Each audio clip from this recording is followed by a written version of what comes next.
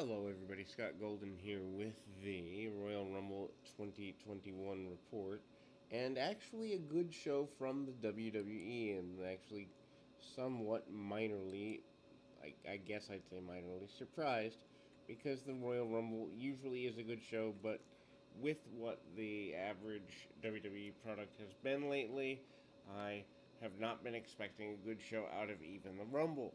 Anyway, for those that are new, please subscribe. We're trying to get to 1,000 subscribers. I know we're just over a tenth of the way there, but I need your help. We've got over 1,000 audios to check out. Both of the modern junk, which tonight wasn't, or last night wasn't junk. I'm recording this Monday morning. Um, anyway, and we've got the Mid South review, which I plan to finish this week. I hope, and also Superstars of Wrestling review. We're gonna be doing a Mid Atlantic review series. We've got a World Class Championship Wrestling review series. We got a lot of cool stuff, and we're gonna continue to have a bunch of cool stuff worth checking out for the foreseeable future. Overview of the Rumble before we get into major details. Basically, the the big thing and the big takeaway from the Rumble, I think, is that at the end of the day, they still have a lot of work to do on building new talent. They haven't built new talent, I'm honestly going to say, in at least 15 years successfully. The last major new talent built was John Cena and his group of people. Drew McIntyre is the closest they've come, and I think they did a good step in the right direction with him this evening. But for the most part, I mean, at the end of the day, WWE is it's a dying brand. If you want new talent, if you want the same old junk, then sure you can get there from here. But at the end of the day, if you want the same old junk, then just watch the network, which is going to Peacock, and be done with. There's nothing in the new brand of stuff that makes you have to watch. And anyway, they do a match on the pre-show, which I'm not a fan of the pre-show concept either, in the sense of, at the end of the day, this 1 hour pre-show, I think is disrespectful to people's time. I think it's disrespectful to the talent who, they work all year for 12 opportunities at at basically what used to be pay-per-views. Now they're network per-views. Now do we call them Peacock per-views in a couple of months? Um, anyway, and to throw matches on there, I understand it's the idea, or the old idea was, like with the free-for-all, to get people to buy the show. At this point, whoever's going to buy the network's already bought it. When you get to Peacock, I mean, there are going to be people that are paying $5 a month, some $10 a month, and it's still going to be people who've already bought it. I wouldn't want to be a talent in a match on a pre-show. It's a warm-up match. It's the old dark match concept. I'm not a fan of doing that to people. But anyway, we open with Nia Jax and Shayna Baszler winning the Women's Tag Team Championship off Asuka and Charlotte Flair. Asuka and Charlotte are in control for the first little bit. Heels manage to beat up Asuka. Why Asuka doesn't have a match on the pay-per-view, being the Raw Women's Champion, I don't know. Asuka comes back, hits a bunch of strikes, and a code breaker on Nia. Charlotte is knocked off the apron during this process, so she can't break things up. Asuka manages to powerbomb Jax off the turnbuckles. Baszler breaks that up, which I guess is fine. Asuka fights off Baszler, and then Jax catches her with a sit-out powerbomb, and which is, I guess, fine. Charlotte breaks that up. Charlotte tags in, hits Baszler with a bunch of chops and an exploder suplex, and then Charlotte gives the natural selection at the same time, which was a cool visual.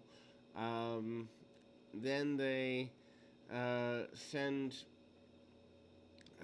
Charlotte from the top rope. Jax hits her with a Samoan drop. Baszler follows up with a knee strike for near fall. And then Asuka gives Jax a hip attack on the outside. And Baszler tosses it over the announce desk. Charlotte then takes both opponents out with a moonsault to the outside. And she landed it. She basically lands between them and falls down like a goof. Ric Flair comes out. His music plays. Baszler uses the distraction. She applies a schoolboy for near fall. Charlotte kicks out, chases Lacey Evans off the apron. Evans breaks up the figure eight. Referee doesn't notice. Charlotte knocks her down after this. Rick distracts the ref. Evans nails Charlotte with the brass knucks. And then Jax follows up with a leg drop. And a win.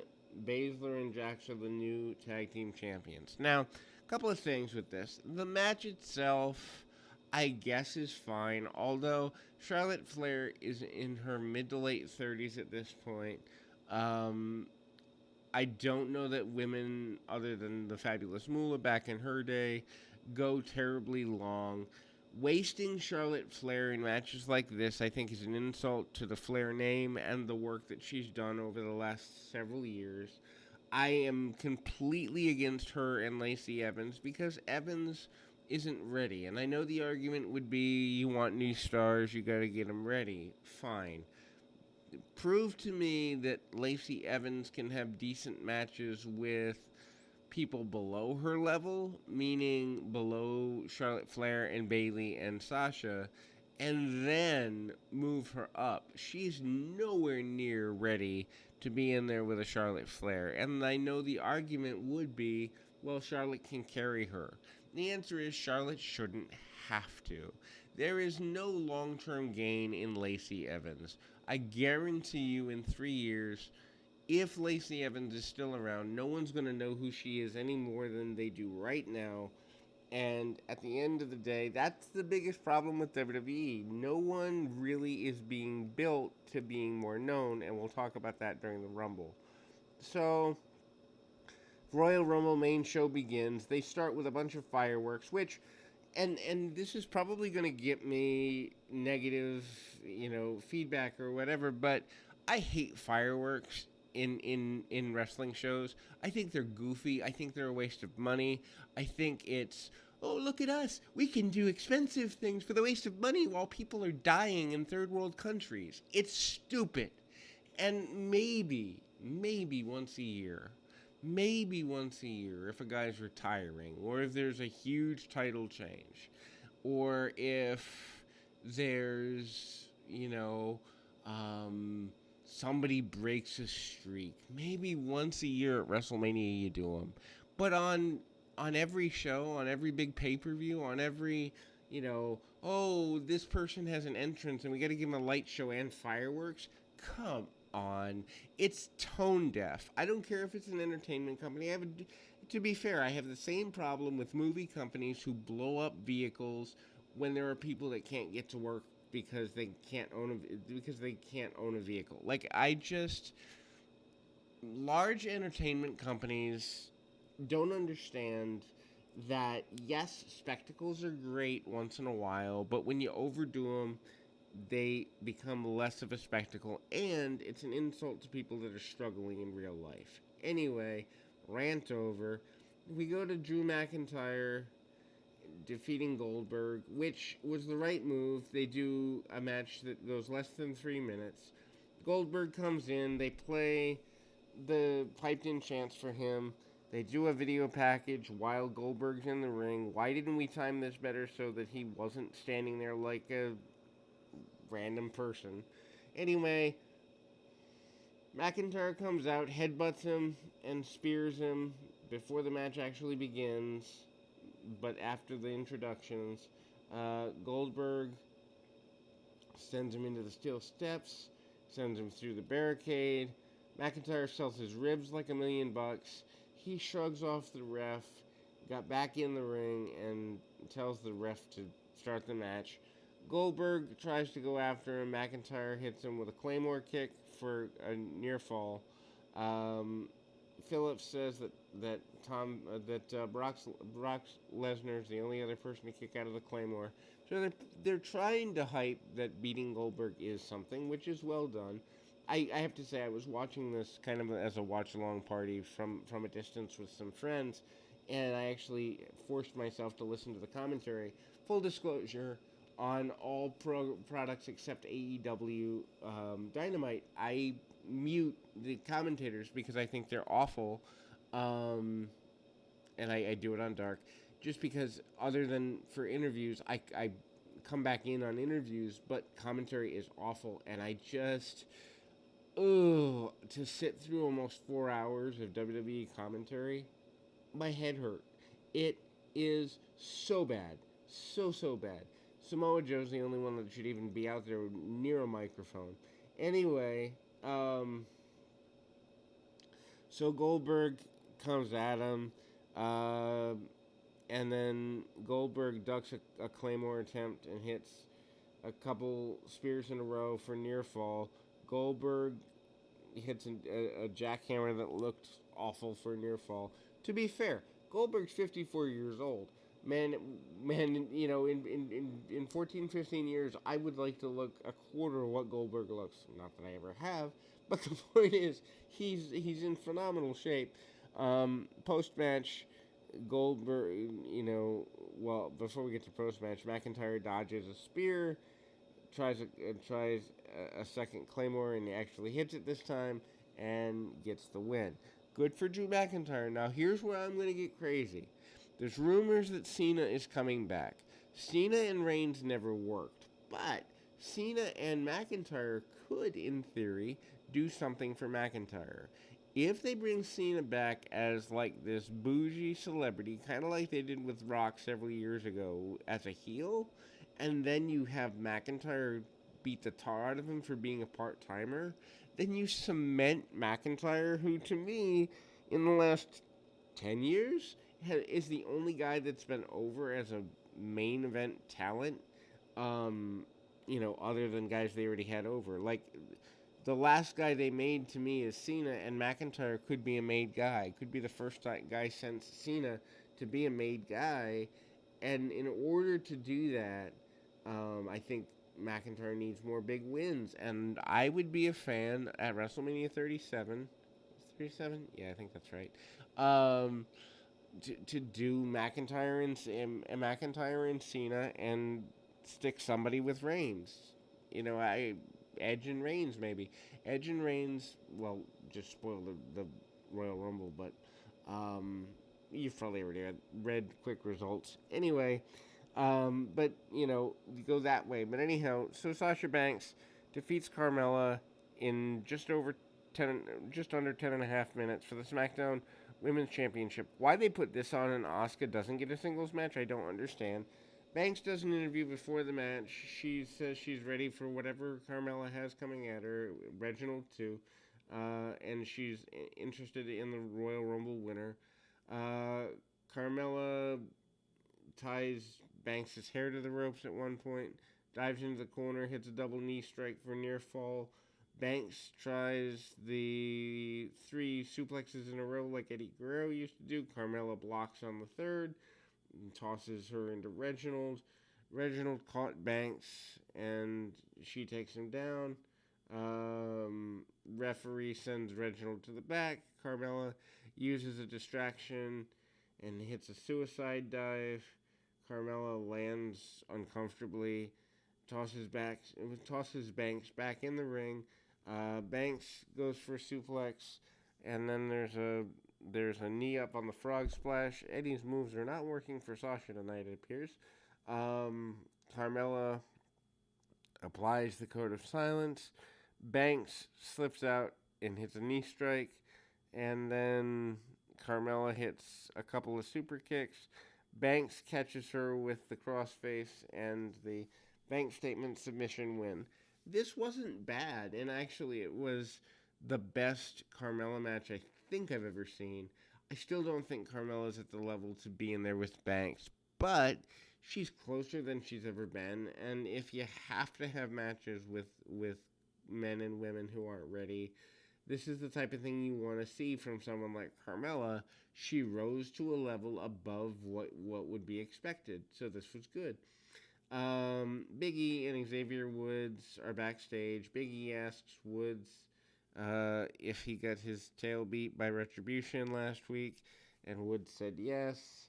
Um, and then Big E said tonight was their chance to change wrestling life forever. Sami Zayn interrupts. He's with his documentary crew. He talks a bunch of junk about Kofi Kingston. Jumpy, sure. Kofi jumps in with some random noise from behind. They laugh at Zayn for jumping out of his skin. Woods said all jokes aside, and Zayn thought he had more to say, and then Woods pushed him aside. This was just goofy comedy for the sake of goofy comedy. Kingston said he would compete, but wanted to be there. Kingston said he couldn't compete, but wanted to be there because when one of 3-day wins, they all win. All members of New Day win or wear Brody Lee tribute gear, which is being auctioned off to support a local food bank. Classy move by these guys, but they, to be honest, all seem to be good people away from wrestling, so that's cool. So then we waste a whole bunch of time with a segment by Bad Bunny. I have no idea who Bad Bunny is. I don't care. The announcers didn't tell me enough to make me care. And there was a song he performed called Booker T. He performs it in what I'm 99% sure was Spanish, which I don't quite understand why you have a talent in a... I guess you could say the Florida market the Spanish song would get over, but Spanish rap I don't think is over in the U.S. with the average wrestling fan, so I don't even understand where this was useful or helpful or financially beneficial. I don't get it. And on top of that, I mean, yes, they just signed a deal for $1 billion with Peacock, but you're telling me that there are talents that they couldn't have put into a shorter match and given them a main show payday. You're telling me that they couldn't have lengthened the match. You're telling me that they couldn't have done something for charity because of the pandemic. You're telling me that this musical noise is the best thing they could do with that time. I don't get it. This isn't 1985 where we desperately need celebrities. And if you're getting a celebrity, shouldn't it be someone that even like a casual viewer is going to know who they are? And maybe I'm just out of touch. Maybe I'm not their target demo, but I had no idea who Bad Bunny was going in. I don't want to know who he is going out. Anyway, Bianca Belair wins the Women's Royal Rumble up next, 58 minutes, 49 seconds. This was the right call. So Bayley and Naomi are 1 and 2. Bayley wants to fight Michael Cole at WrestleMania. That would be funny if they actually did it. I don't think they will. Intergender match is not going to be what they're going to do. Bianca Belair comes in at number 3. They bury the number 3 spot in the men's portion of this. Although my brain goes back to my favorite Royal Rumble ever, which is 92, where Ric Flair, remember him, won the 92 Royal Rumble from the number 3 spot and became the world champion off it. So burying number 3 didn't make sense to me. Anyway, Billie Kay enters at 4. Kay joins on commentary. Shotzi Blackheart comes in at 5. Kay leaves commentary because she thought Blackheart would be her friend. Blackheart shoots a random weapon out of a cannon.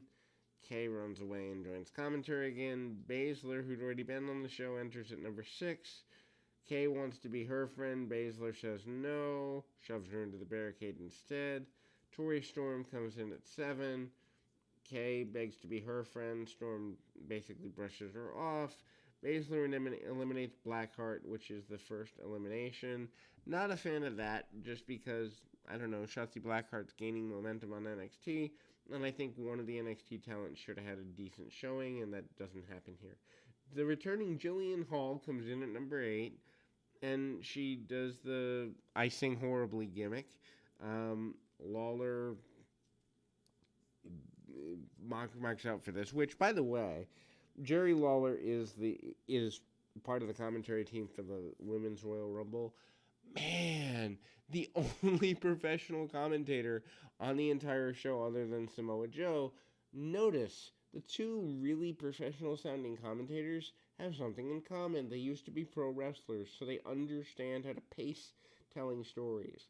Michael Cole has never done it for me all the way back to 1997.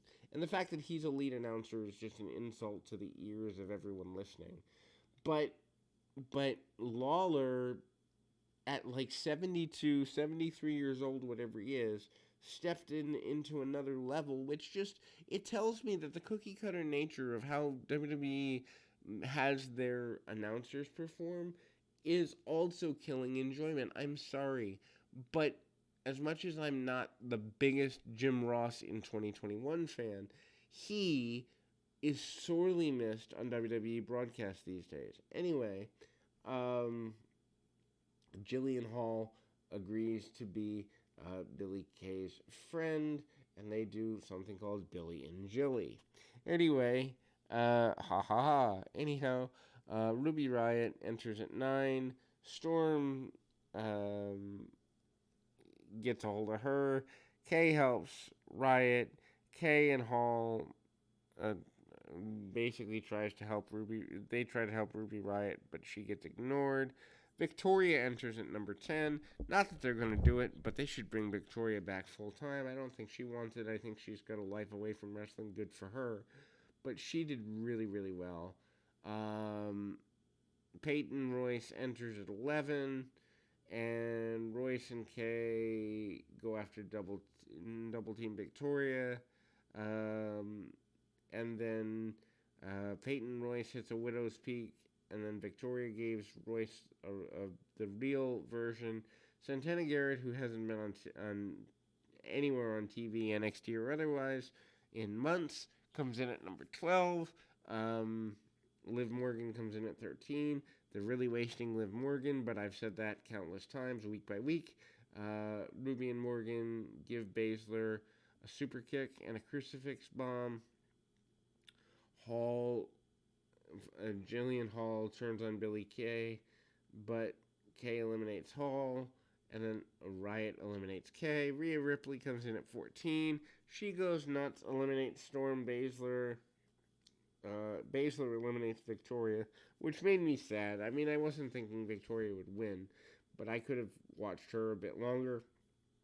One thing that drives me nuts is as I look at my notes, they announce different people throughout the night with the word legend. And legend is a useful word. It denotes doing something historically significant. And they referred to wrong people as legends. Tori Wilson, legend. What? She comes up here in a few minutes. Alicia Fox, legend. Huh?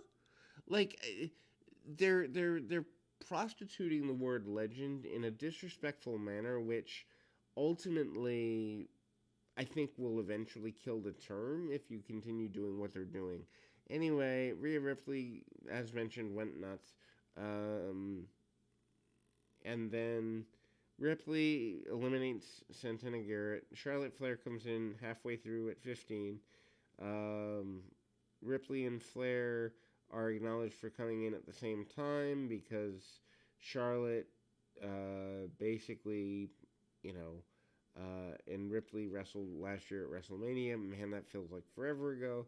Charlotte chops Ripley and gives her a back suplex for her trouble.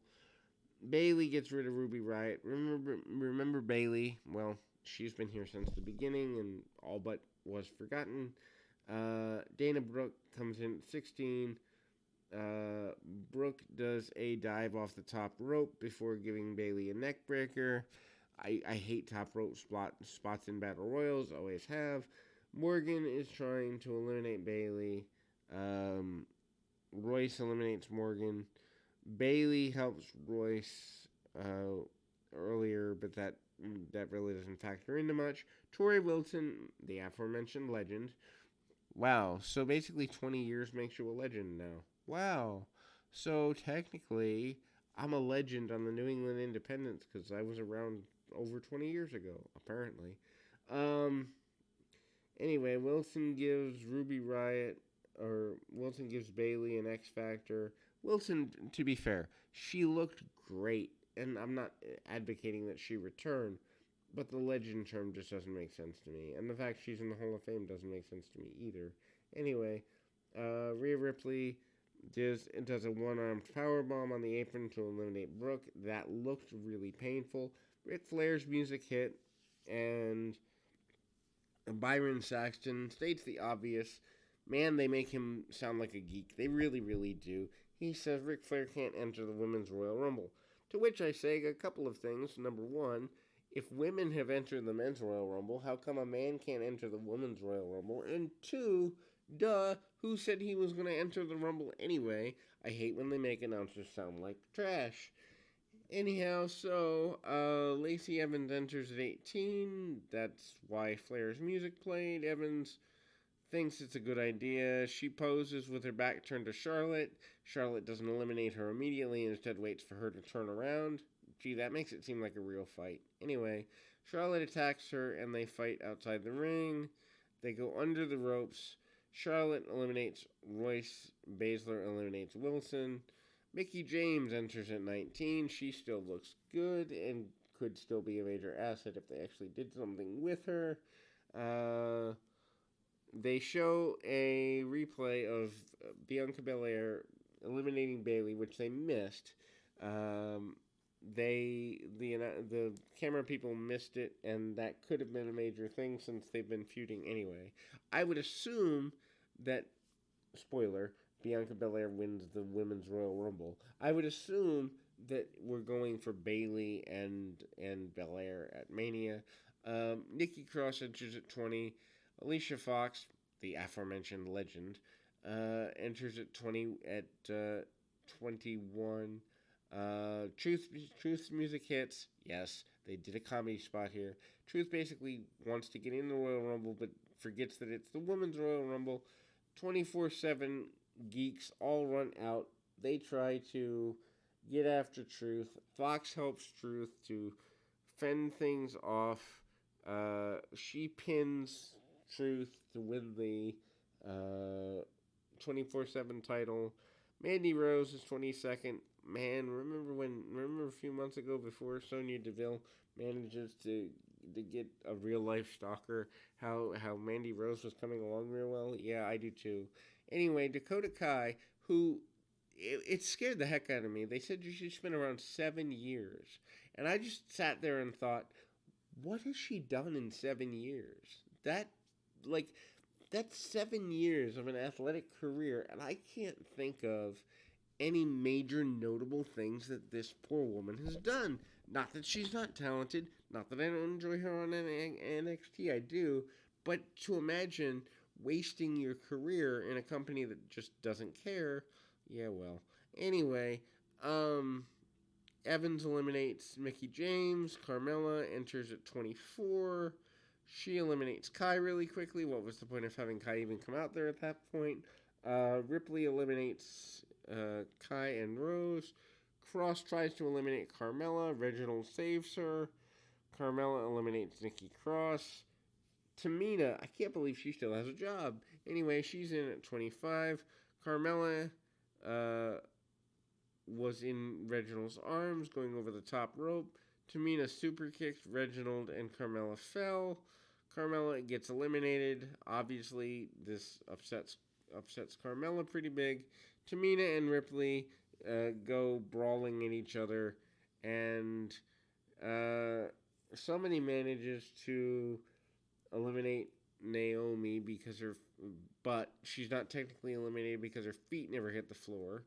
So basically, her back's on the floor, but her feet never touch. So Naomi uses Belair's ponytail to pull herself back in the ring. Convoluted spot that, I mean, I get it. It makes for a good visual, but it doesn't make logical sense. Lana comes in at 26. Alexa Bliss comes in at 27. She comes out to Bray's Funhouse music. She manages to basically fight for a few seconds. Ripley tackles her, and the other women join in. Anyway, Bliss is about to transform into another character. The lights are going down, but Ripley eliminates her before she can go through the transformation. Ember Moon, remember when people cared about Ember Moon? I do. She comes in at 28. She hands out stunners, and Jax comes in at 29. Evans and Jax eliminate Ember Moon. Jax and Baszler eliminate um, eliminate Ember Moon, and then we end up going. Natalya comes in at number 30. People knew that was going to happen because of that whole process, and I guess she won the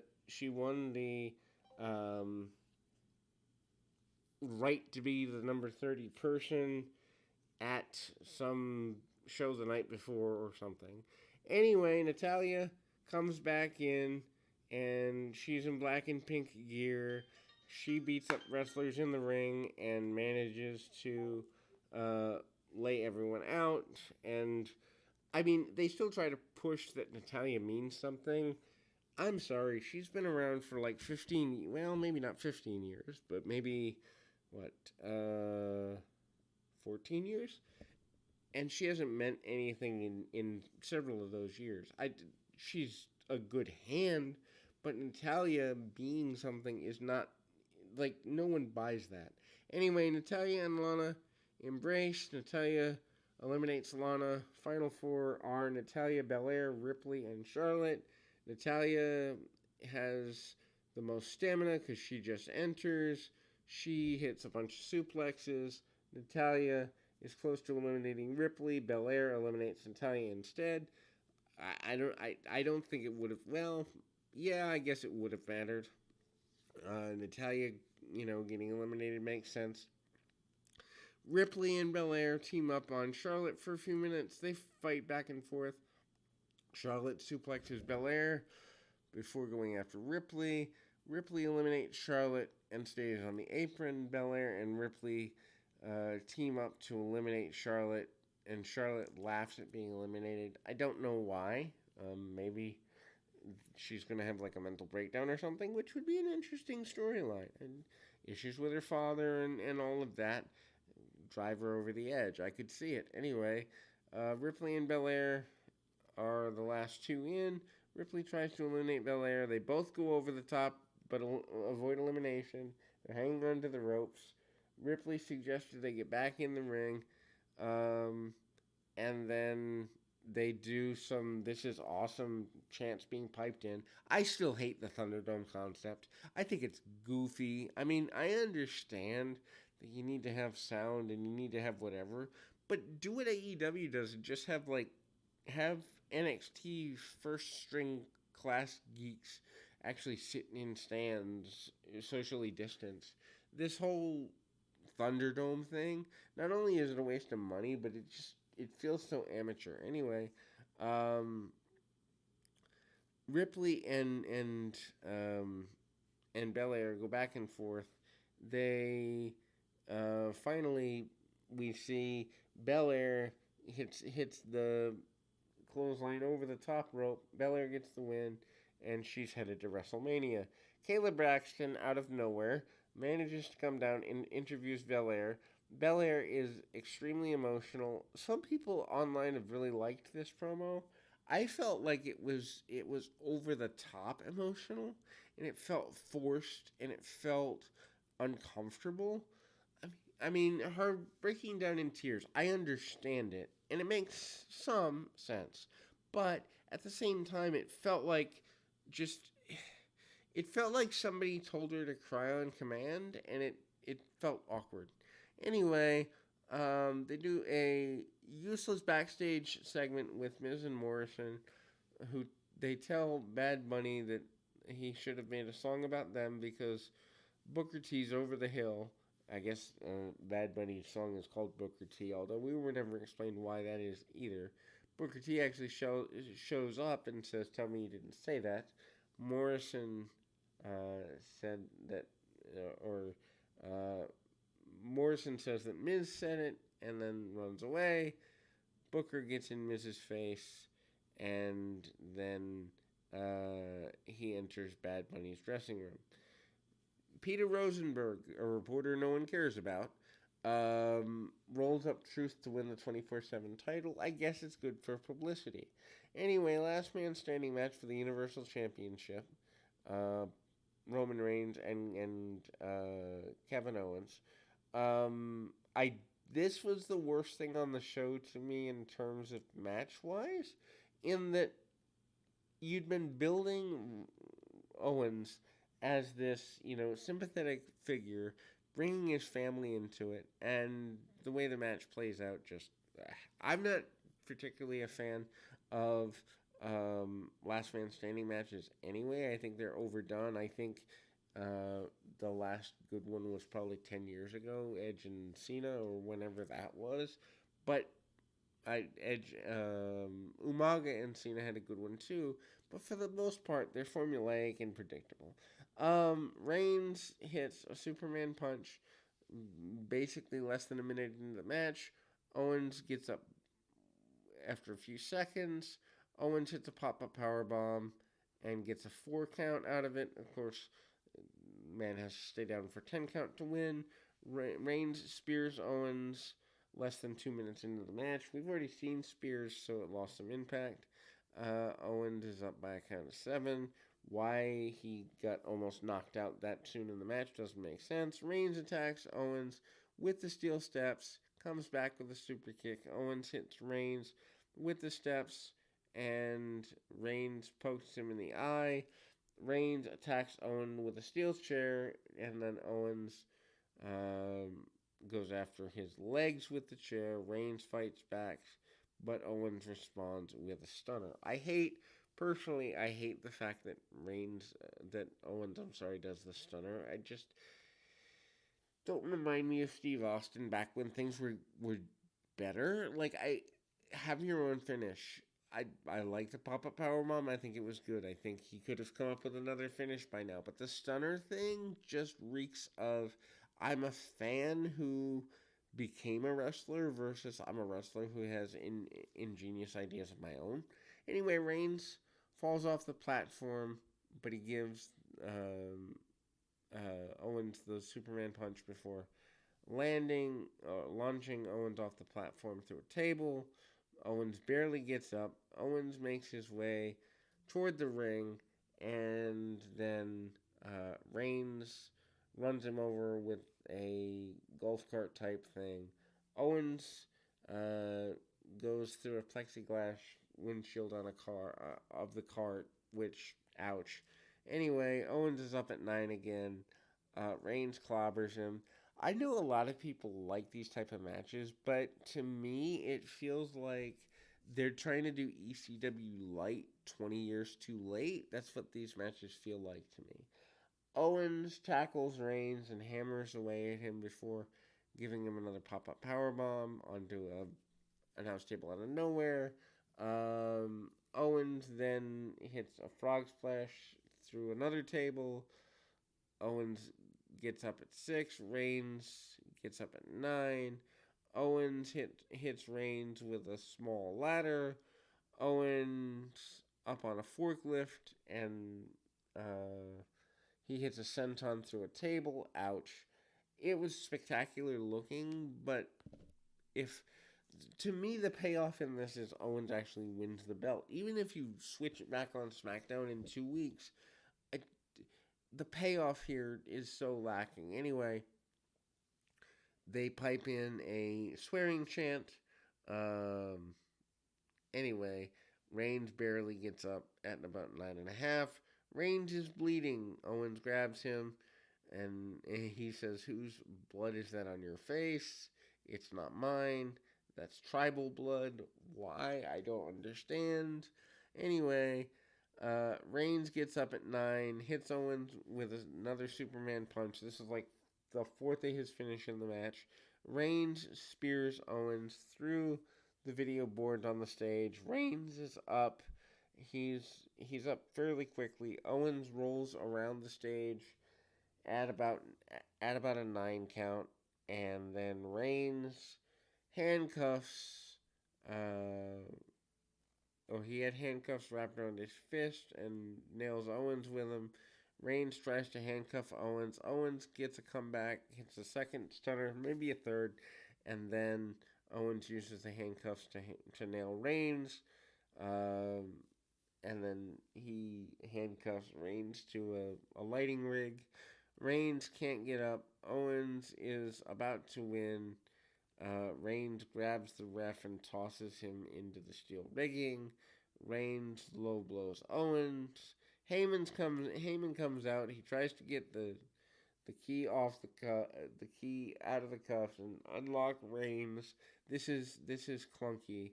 Ref watches on. Reigns locks Owens in a guillotine choke when he finally gets free. Reigns gets up after choking Owens out, and Owens is counted out. Reigns wins. The ending of this just was horrible on so many levels. Number one, Heyman fumbling with the handcuff keys was just goofy. That's the first problem. The second problem, you've built up Kevin Owens so sympathetically, and you've done it very well, and then you cut him off. Man, there has to be somebody coming in for Mania that people really, really care about. Otherwise, this whole Reigns push is just it's gonna too much heat with no real babyface balance. Anyway, we go into the men's Royal Rumble next, 58-29. I think both Royal Rumbles went like in the 58-59 minute deal here. Edge is the first man in the Rumble. Orton is second. Good storytelling there to bring them both in. Orton no longer has burns on his face, so somehow he has like supersonic burn cream. Edge attacks Orton during the entrance, and then Edge beats up Orton on the outside. Sami Zayn enters at number 3. Zayn attacks Edge and goes and works with Orton for a bit. Mustafa Ali comes in 4th. Edge and Orton and Zayn all team up. Ali, Orton, and Zayn all team up on Edge. Jeff Hardy comes out 5th. One thing I noticed is like, and I was listening to, I think it was Brian Alvarez said, they had one person under 30 in the Rumble, in the men's Rumble. Like, this company is just, they're bereft of any sense of building younger talent, and they wonder why they can't keep younger fans. Duh. I mean, come on now. Anyway, Hardy looks fine, but he's in his early to mid 40s. And then he takes everyone out. Zayn shoves him into Orton's RKO. Orton gives Zayn and Ali RKOs for their trouble too. Edge spears Orton, and Orton gives him a DDT under the announce table. They're doing that on the outside, obviously, hence the announce table. And then, it's fine, but then Ziggler comes in 6th. They mentioned that this is his 14th appearance in the Royal Rumble. 14 years of a guy's life. Decade and a half of a guy's life, nearly. And when you think back, I can think of maybe half a dozen memorable Ziggler moments. And Ziggler's great in the ring. I enjoy watching him. But, 15 years, there's nothing to really write home about. He had that short title reign for a day several years ago after Mania. He did the AJ Lee storyline that was there for several months. When you're thinking about it, what has he really done of note? And that's the biggest problem with WWE in general. I can think of things in AEW off the top of my head, even if I don't like them. Like, for example, the Bucks and Private Party being the first match in the history of the show. or the win of the championship by Moxley, or Kenny Omega's most recent win of the championship, or the dog collar match with Cody and Brody Lee. And I can vividly remember these things. Now you're going to say it's not that long ago, but when I go back to WWE from when I was a kid, I can vividly remember, you know, Hulk Hogan and The Undertaker in 1991, or Ric Flair winning the Royal Rumble in 1992, or Shawn Michaels winning in 1995. I can't vividly remember Jack Rabbit from the last 15 years of WWE, and that says a lot. Anyway, um, Ziggler eliminates Hardy, and um, that's fine. Referees getting in the way to help Orton because Edge had used a chair on him, and then Edge stays in. Nakamura comes in seventh. Nakamura goes nuts. Referees help Orton to the back. Carlito comes in eighth. Yes, Carlito, he's in phenomenal shape. Better shape than he's probably ever been in. He eats an apple. And then Nakamura takes the apple. Carlito gives him a backstabber and does the same to Mustafa Ali. Xavier Woods in ninth, goes right after Ali. Big E comes in 10th, so obviously 2/3 of New Day is in together. They're going to work together. And then, uh, that's that. Morrison comes in 11th. New Day work together on Mustafa Ali. Big E shoves him in the face and pushes him over the top rope for elimination. Ricochet. Remember when Ricochet was like amazing? I do. Anyway, he comes in 12th. He takes everyone out with a dive. Ricochet and Edge actually hook up, which was cool. Ricochet comes out on top as well. He should. Elias is 13th. Man, with all the talent in NXT, you're telling me Elias is worthy of being in the Rumble? Anyway, he lays out Ricochet and Morrison. Carlito interacts with Elias a bit, and actually, Elias eventually eliminates Carlito for his trouble. And then we come to Damian Priest coming in 14th. Could have been a much bigger debut for him, but doesn't end up being. Priest lays out Elias and eliminates Elias in the process. And then they do a split screen of trainers tending to Orton. Miz comes in 15th. Miz, here's another one. Been around 15 years.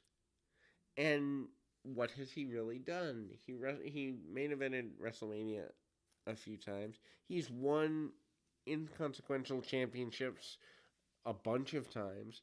But tell me an even 4-star Miz match or something that Miz has done that makes you. I remember Miz Girl, and I remember him awkwardly being in the ring with The Rock. Other than that, 15 years of Miz's career, I don't remember anything of major note. Miz and Morrison was a good tag team while it lasted. It doesn't need to be a tag team now. Anyway,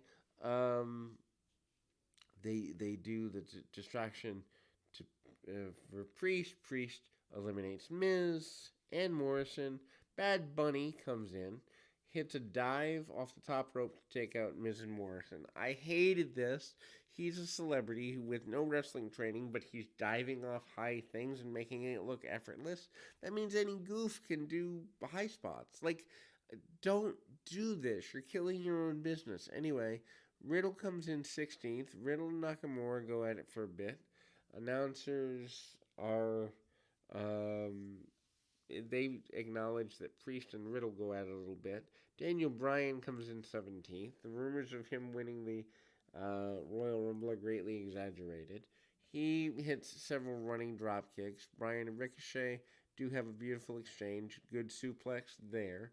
And then Kane comes in 18th. Kane's been around since, 90... as a gimmick, 97, so that's, 23 years ago, something like that.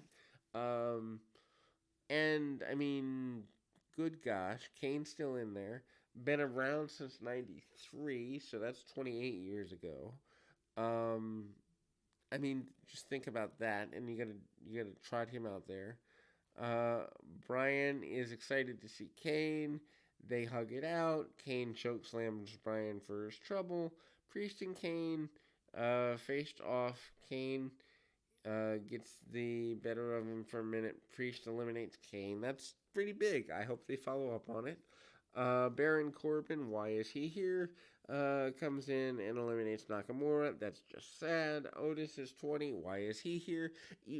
That's the thing. Like, I remember when almost every entrant in the Royal Rumble felt like a star, or at least two-thirds of them. Now you've got guys like Corbin and Otis that's just like, shouldn't you still be in developmental? Anyway, um, knocks down Corbin gets knocked down with a discus clothesline. Big E, Priest, and Riddle are all still in there. Otis goes to the top. Corbin pushes him off and eliminates him. Bryan goes after Corbin with some kicks. Dominic Mysterio, the only guy under 30 in the match, comes in at number 21, eliminates Corbin, which I guess is good. Bobby Lashley, who I think they've been building for something, but obviously aren't going to do anything major with it here, comes in 22nd. He goes after Riddle, eliminates Mysterio and Priest, which I guess is good, but if you're not going to pay it off, why bother? Lashley and Big E exchange. This is pretty cool. Riddle joins in, helps Big E in the process. Hurricane Helms is one of your celebrity entrants at 23. Big E almost eliminates him, but an eye poke of doom gets things going in the right direction for Hurricane. Uh, they basically Big E and Lashley work together to eliminate him. Christian, remember Christian? I do. He comes into it. Excuse me. 24th. Edge is happy to see him, obviously. Christian helps to get rid of Lashley. Christian gives Big E an unprettier. I don't know why he would do that to a babyface, but anyway, he knocks down Bryan in the middle of things. Riddle wants to be friends, but they beat up Riddle. AJ comes in 25th. Almost comes out to ringside with AJ. Edge spears Styles as he enters. Rey Mysterio's in 26th. Mysterio, been around since 1988. Just think about that a minute. Actually, he's been around the 34 years that the Rumble has existed. Obviously, not all with WWE, but that'll put you in. That'll, good gosh. Anyway, Mysterio takes down Christian. He eliminates Styles. Almost pushes Styles back into the ring. Big E goes at it with Styles. Big E is over the top, which counts as an elimination. They said he lasted 29 minutes, so they're building him for something at some point. Sheamus comes in 27th. When's the last time anybody cared about Sheamus? Anyway, he clubs at Riddle and Edge, and I guess they mentioned that Sheamus won the Rumble in like 2012 or 13 or something. I have no recollection of this whatsoever. And then he knocks down both men with a flying clothesline. Sheamus hits a brogue kick. Christian and Ryan both. They bring up the time that Sheamus beat Daniel Bryan in 28 seconds at WrestleMania one year. Anyway, Mysterio tries to give Styles a 619. Almost comes in again. Grabs him. Cesaro comes in 28th. Cesaro gives Sheamus the big swing. They're wasting Cesaro, but that horse has already been beat to death too. Cesaro gives Bryan an even bigger big swing. Well done. Seth Rollins comes back at 29th. Obviously, he had to come back sometime. Cesaro hits him with an uppercut. Rollins fights back with several chops. Strowman comes in at 30, and absolutely no one on the planet cares. The Fiend is nowhere to be found in this mess. Cesaro eliminates somebody, and then Strowman fights back and eliminates Cesaro. He eliminates Sheamus and Styles as well. Edge and Christian give Strowman a double spear. And then we hear piped in, "This is awesome" chants. Bryan hits Edge with a running knee and tries eliminating him. Edge avoids it. Bryan drop kicks Christian and Lashley. Can't believe Lashley's still in there after all this time. Bryan and Riddle have a beautiful exchange. Would love to see them tie up. We actually would love to see Riddle be the one to maybe, um, give Bryan one of his last feuds. I think that would be a good send off. Anyway, uh, Bryan hits a missile drop kick. Rollins slips back in, hits a curve stomp on Bryan, and eliminates him. Kind of shocked there. I actually thought they might have gotten Bryan closer to winning the Rumble than he actually got. Final four are Rollins, Strowman, Edge, and Christian. Orton hasn't been eliminated technically yet either, but we've kind of forgotten that at this point. Rollins wants to team up with Strowman. Strowman has none of this. Knocks him down before runs over Edge and Christian. And then Christian and Edge try to eliminate Strowman. Rollins eliminates Christian and Strowman in the process. Edge eliminates Rollins. And then Orton pops back in out of nowhere, gives Edge an RKO. Orton is going to eliminate Edge. Edge counters and eliminates Orton. Edge wins the Royal Rumble and has a huge celebration. You can tell he's legitimately emotional. I assume this means we're getting, Drew and somebody, and then Edge and Reigns. I can't imagine Edge and Drew unless you're turning Drew heel, which wouldn't be good. Maybe they cut this off and it never gets anywhere. I don't know. Needless to say, Rumble was the best, I would say the best quarantine show of of the entire quarantine run. I'm not by any means saying that this show would have gotten over at any level if this hadn't been during quarantine. I'm not sure. The fact that it took me an hour to cover is also pretty amazing to me. In any event, keep your feet on the ground, your mind in the moment. We'll be back with more in the next few days. Got some weather challenges where I am, so it might be a couple of days. But anyway, keep your feet on the ground, your mind in the moment.